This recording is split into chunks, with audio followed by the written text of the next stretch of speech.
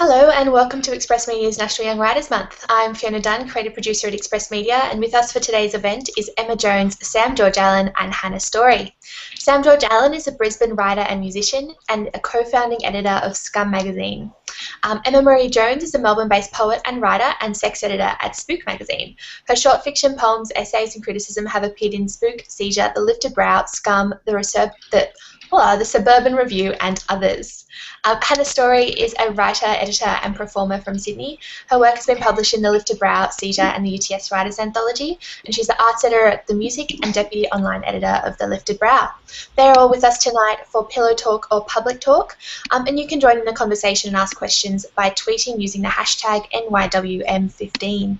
I'm going to hand it over to Hannah now to take us away. Thanks. Hey guys. I think we're going to start at the beginning with asking Sam and Emma to tell us a little bit more about what it is that they do write about and when they started writing about sex and the personal. Sam? Okay, I write about women, I guess. My stories, I mostly write nonfiction, and I write about things like, most recently published in The Lifted Brow was about working in a strip club, so that was about performing desirability and existing in gender-coded spaces, and also have written about the politics of women's desire, and also just in general about writing about sex. Last year I gave a talk at the Emerging Writers Festival about sex writing online, because as an editor with Scum we see a lot of it, and I think that's a really good thing. And I started writing about this sort of stuff when I was about 20, so 5 years ago. Emma? I write a lot about sex and gender and about bodies and identities and the ways that we connect to each other as people. So things like sexual connections and desire and dating and that kind of stuff, but also just the ways we communicate with each other using our bodies and using technology. And I've had an interest in these topics, particularly about sex, gender, and bodies, since I started gender studies in my undergrad when I was in my early 20s. So you've just said, Emma, that the reason why you started to write about that was because of studying gender studies. Sam, was there a reason why you started to write about these subjects?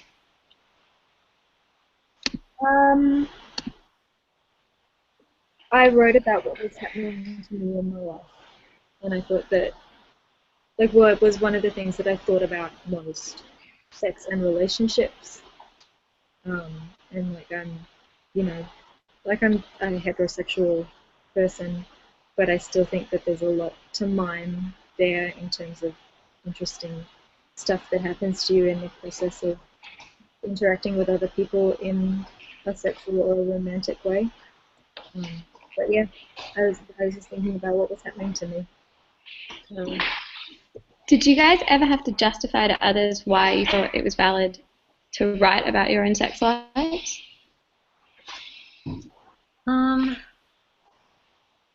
Not really, because for the most part, the audience that I've been writing for has been, of a similar age and demographic to me. And I think, like what Sam just said, we're in our 20s, and one of the main things we think about and talk about is relationships and sex. So I think writing about that I've never really found that I have to justify that to my audience. Maybe to my parents, but yeah, not to an audience.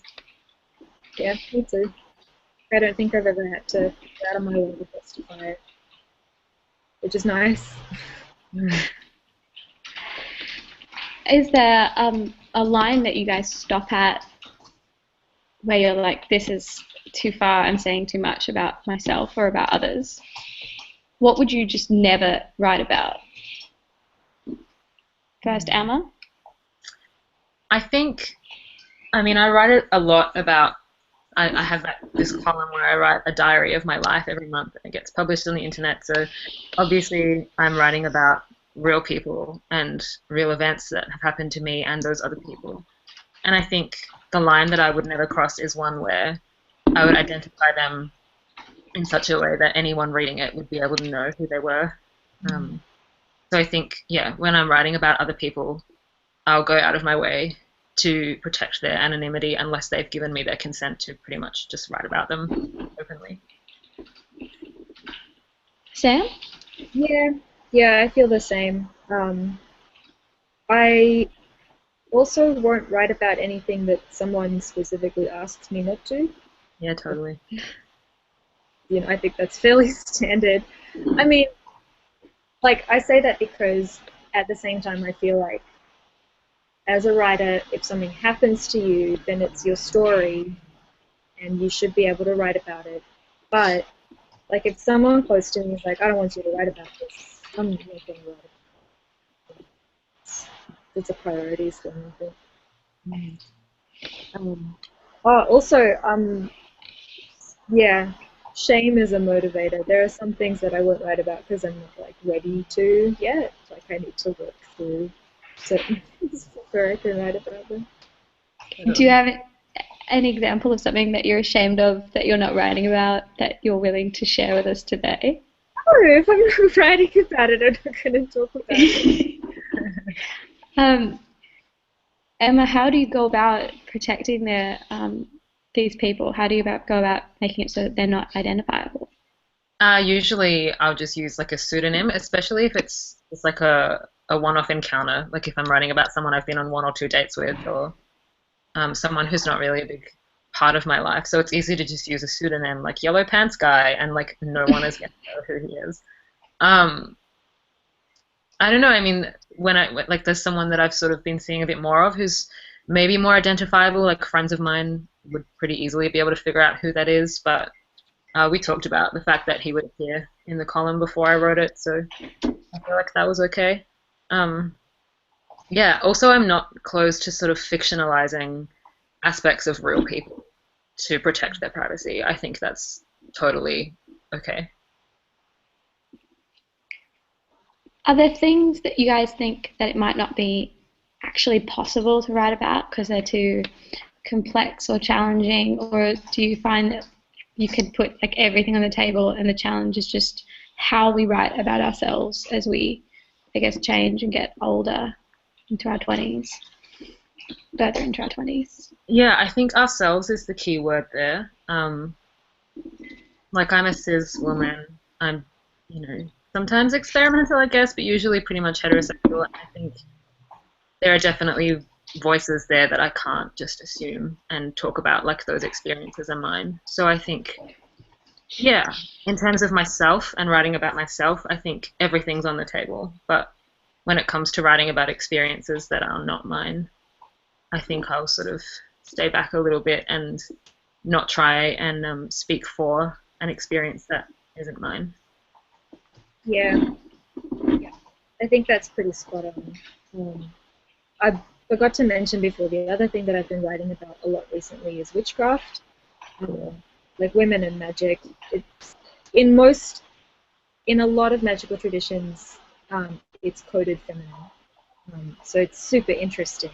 But there are certain things within that topic that I don't think I should write about because, for one thing, a white lady, like I'm not going to write certain ethnic magical traditions because they're not mine, like in the same way that you say, like certain things you don't write about because, because of who you are. So yeah, I think to an extent you act as a lens for things, but you've got to recognize where you stop. It's not your story anymore.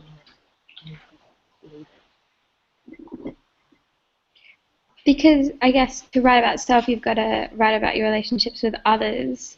Are there certain people that you wouldn't dare to write about, like a certain ex-boyfriend or a certain, like a family member, or are there even certain facets of yourself that you guys are keeping private? Sam, you've said there are.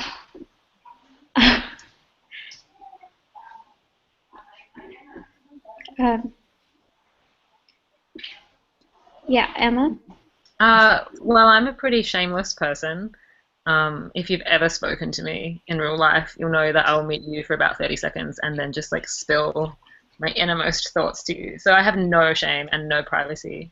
So for myself, I'll just write about literally anything and everything. But that's just my philosophy, and I'm also like really aware that other people have different boundaries between what they want to keep private and what they can sort of put out into the public sphere. And I think it's important for every writer to recognize that boundary and not to be ashamed to stick to it. You know, if there's something that you're not comfortable writing about, then that's totally okay. Just don't write about it.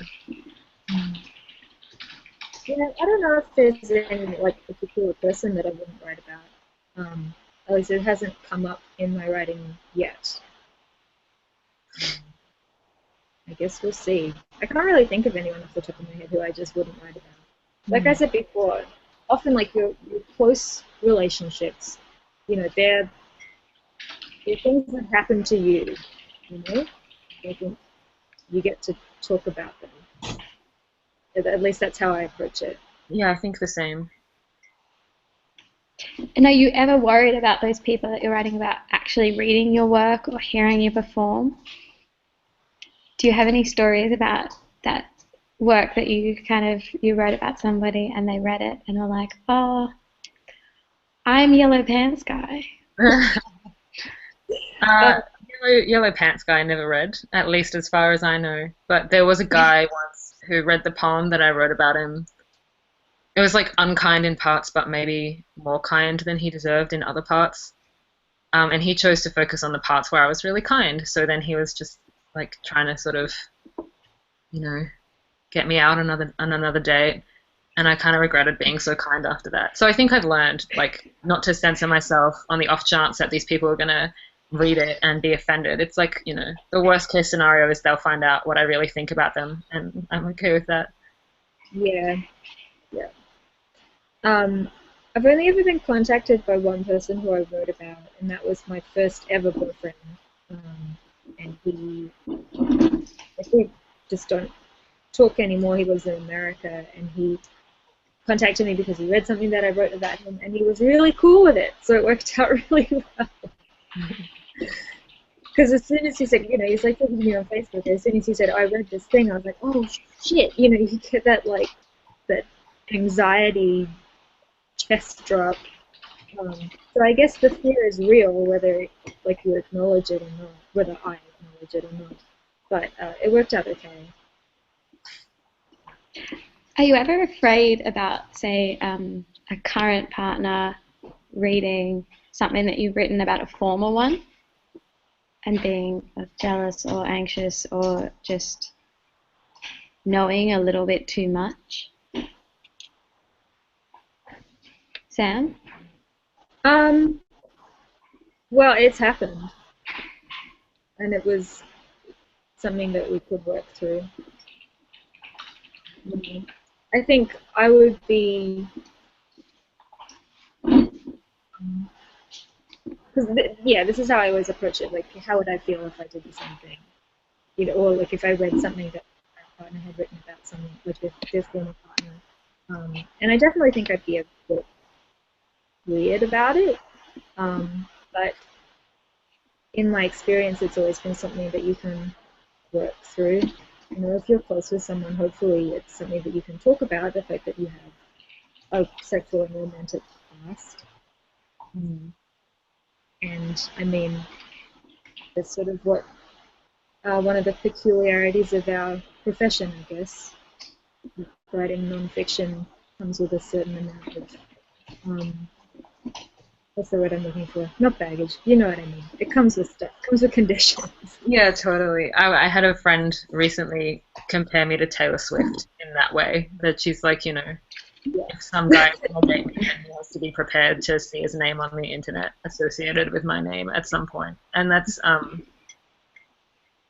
mean, I guess that's probably kind of true, but I think I'm someone who in my relationships is pretty open about almost everything. So yeah, I don't know if someone gets upset because they find out that I had a life before they existed, like before I met them. I don't think that's reason enough for them to get upset, and I would be totally okay with talking about it.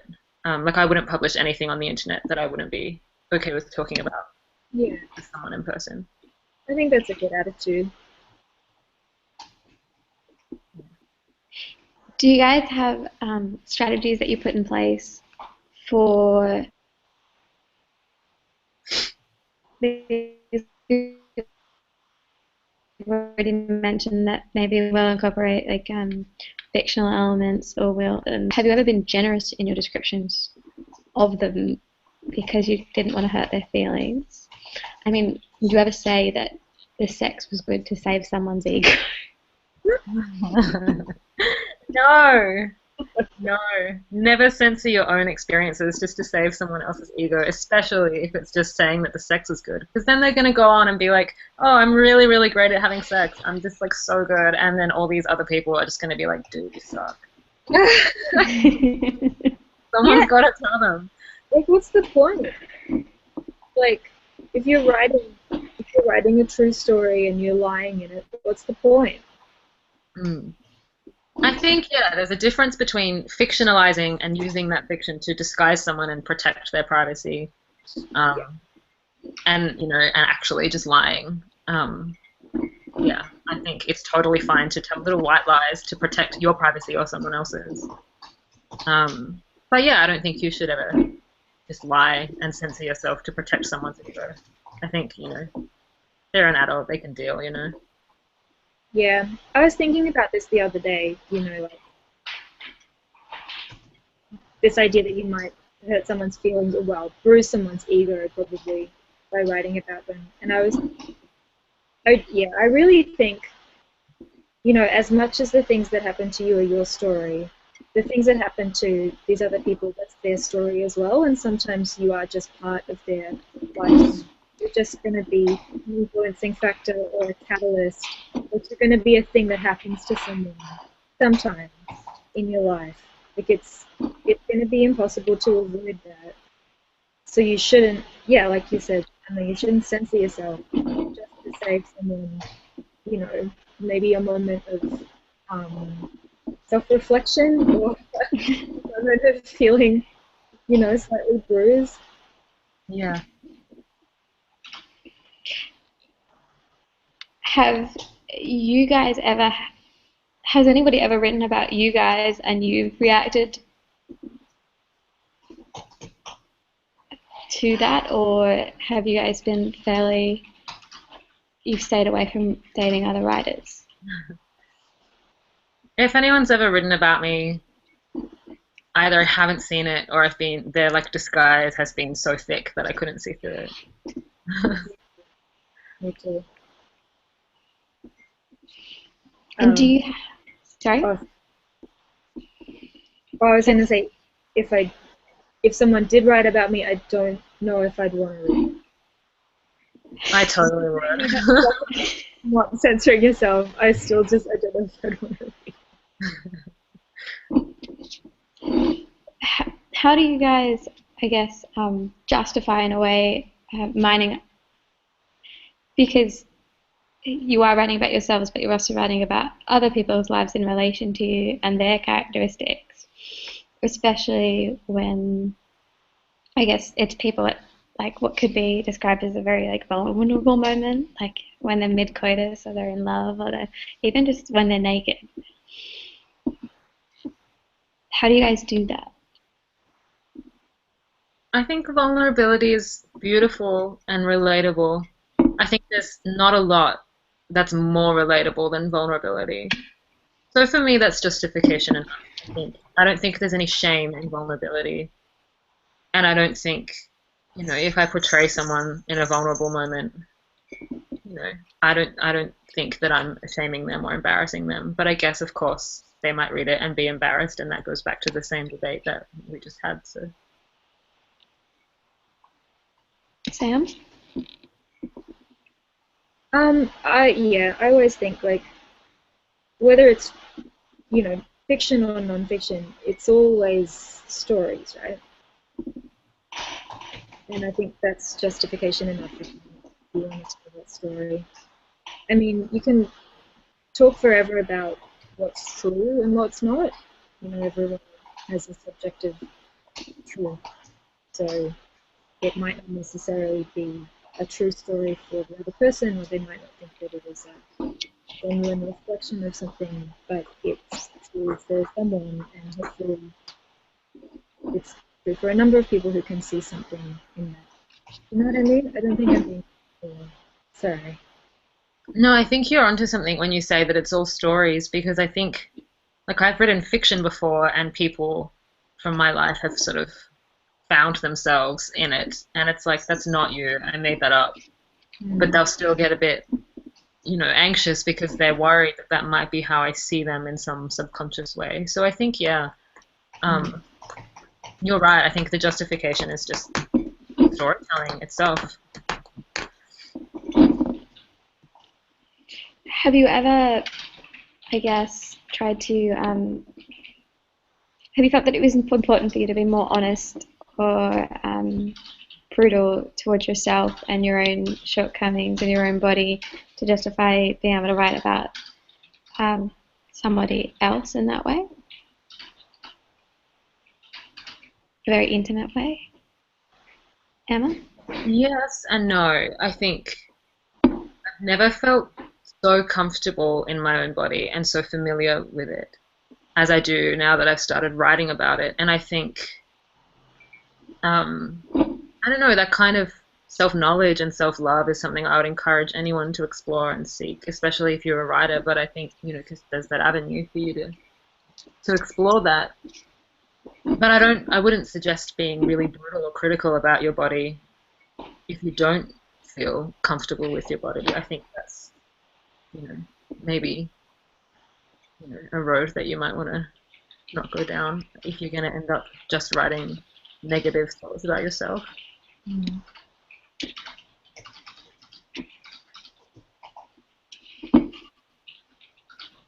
Sam, do you have any feelings about being more honest about yourself than about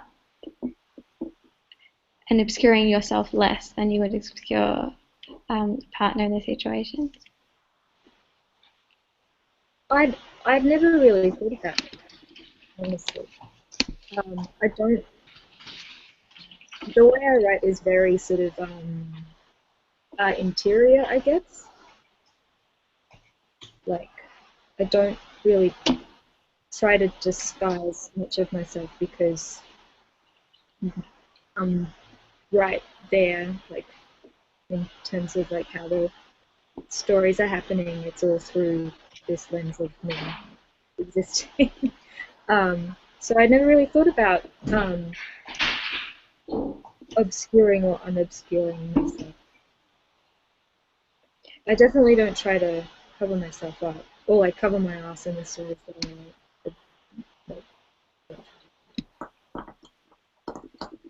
Have you ever tried to write, I guess, the best version of yourself or the best version of somebody else?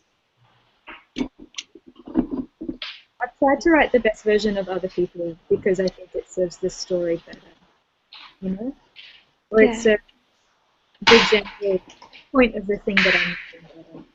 I guess that's a thing that, like, I've been wrestling with a bit, in the last couple of years when it comes to nonfiction, especially writing your own life. And Emma, I'm sure you've encountered the same thing. Like, human lives are really messy. They're like a big bundle of threads, a big rope. And in order to write nonfiction, you have to pull a thread out, and you can only write that thread. And so there's always going to be aspects of people that don't make it in there because they don't serve that thread. They don't serve the story. And so, yeah, I've definitely written the best versions of people because they're what serve what I'm trying to say with whatever story I'm writing. Totally. Yeah, totally. Like, I guess, emphasizing certain characteristics of a person, whether that's yourself or another person, and just ignoring others to serve the story. And I think that kind of manipulation of character is just part of writing, whether it's fiction or non-fiction. Is there ever a particular audience that you guys are writing to, or is it mainly for yourselves? I would say that I write for women and for a female audience, not exclusively, because I know that men and other people have read and enjoyed my work. But I think I really write for women as a way to sort of, I guess, preach. I hate the word preach. Preach this like sexual liberation and this total being comfortable in your own body and your own self. And I think among women, this kind of behavior is so often shamed, and women who are sexually liberated can be branded with words like slut. And I want to use my work to show other women that they don't have to be shamed this way, and that it's okay to explore your sexuality and to feel at home in your own body, and that sex is so much easier and more enjoyable when we talk about it. That's so true. Talking about shit is so important. It's so important. Like, yeah. I really envy teenagers now because they have access to, like, a lot of this kind of writing is published online. There's so many platforms that are available to, especially young women growing up now. They weren't available to me, even 10 years ago. Yeah, totally. And I just think it's so good that stuff like this is happening, because if there had been stuff like that for me, I don't know, things might have turned out slightly different. I might have been more okay with myself earlier. Like that's always going to be a good thing, right? Yeah, totally. Do you think, what of the writers, do you think that there are certain people who are actually like writing about these subjects rather than others? A certain, I guess, for want of a better word, demographic? Of sex writers? Or Yeah. just personal Sex memoir? writers or people writing about personal memoir at the moment, especially in an Australian context, I think. Yeah, I think especially in that sort of young writers and emerging writers scene, yeah, there are a lot of young voices and a lot of women's voices telling their own stories. And I think the internet, like what Sam was just saying, is such a catalyst for that kind of conversation to be happening. It's such a great space where we can all, be heard. And yeah, I think that's really important. Sam? Yeah. Yeah, it's nice seeing so many young women writing about stuff like this. And like I said, we see it on screen with the that's submitted. People are coming to terms. Not coming to terms. People are choosing to engage with certain aspects of themselves and of their lives that I think, those who read it like really can feel.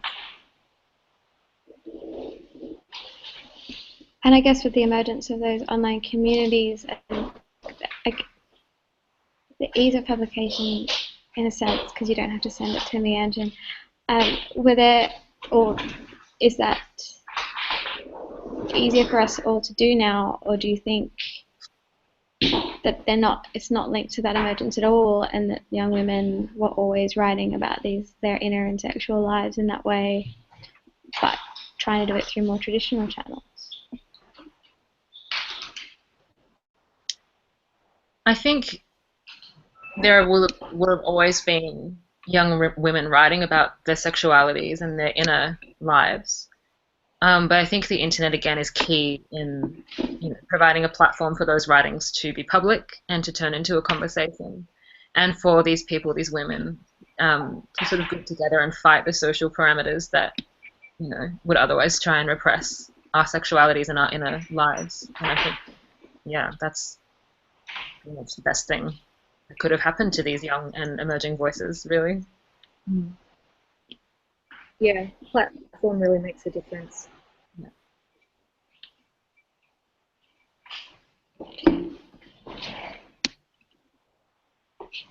Who are the writers working in the area that you admire? I read, oh man, oh no, it's gone. She wrote Sex with Adrian Brody, I think it was called. Marie Calloway. Oh, I There's love one- Marie Calloway. yeah, there we go. Great.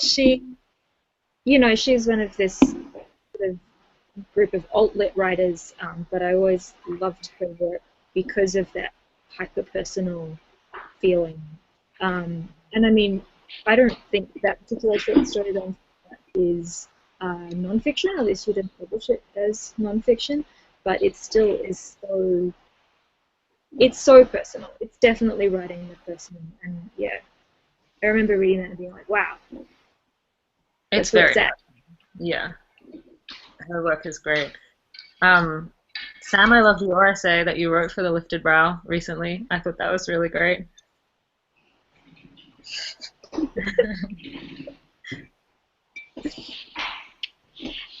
And I guess because you guys are both writers and you've both been published in that space, what's the process for you of working with an editor on these stories? Have you ever had like a conflict with them about what it is that you're writing and whether or not it serves the story?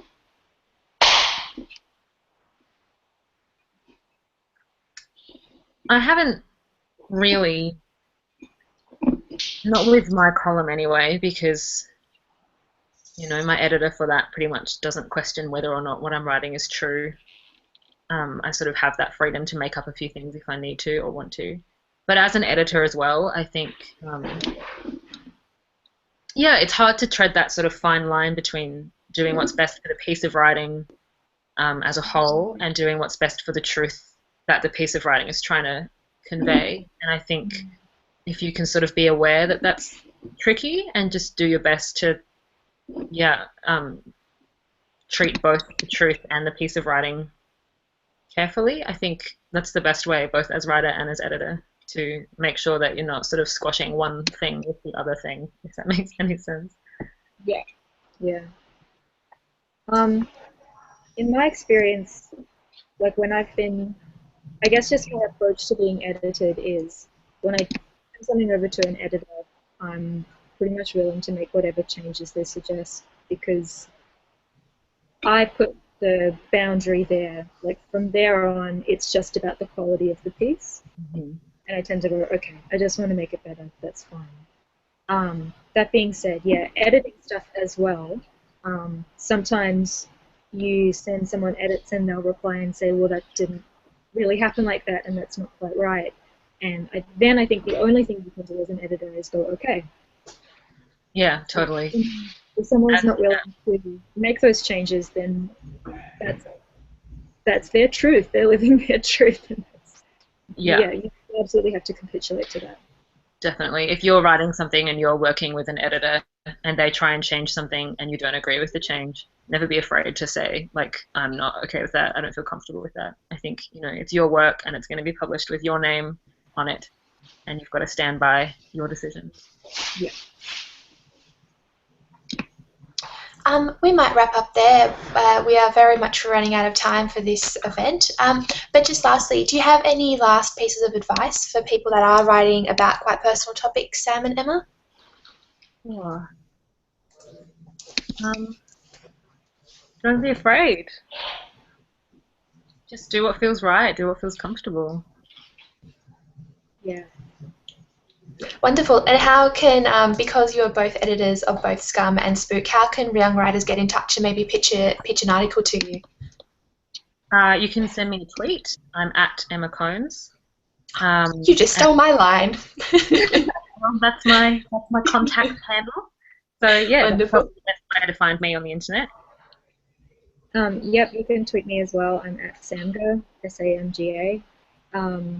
And if you'd like to submit stuff to Scum, it's submissions@scum-com. Obviously very keen to read stuff. And yeah, I agree with Emma. You can do it. Don't be afraid. Editors are nice. Well, that's it. Well, that's a fantastic note to wrap on. Just because our next event for National Young Writers Month is the Art of Editing, which will be presented by VoiceWorks. It will be all about editing, being edited for the first time and working with an editor for the first time. But thank you so much, Sam, Emma and Hannah, for joining us tonight. And like they said, if you want to know more about them, I'll get in touch. You can follow Sam on Twitter at Samga, SAMGA, Emma on Twitter at Emma C. Emma Combs, Emma Cones, and Hannah at Hannah M Story. That's HANNAHMSTORY. So National Young Writers Month is occurring throughout the month of June, and like I said, join us again next week for the art of editing. In the meantime, you can keep up with everything on the Express Media blog at www.expressmedia.org.au or with the hashtag NYWM15. So we'll leave it there for tonight. Thank you so much for joining us. Thanks for having me. Bye. Bye.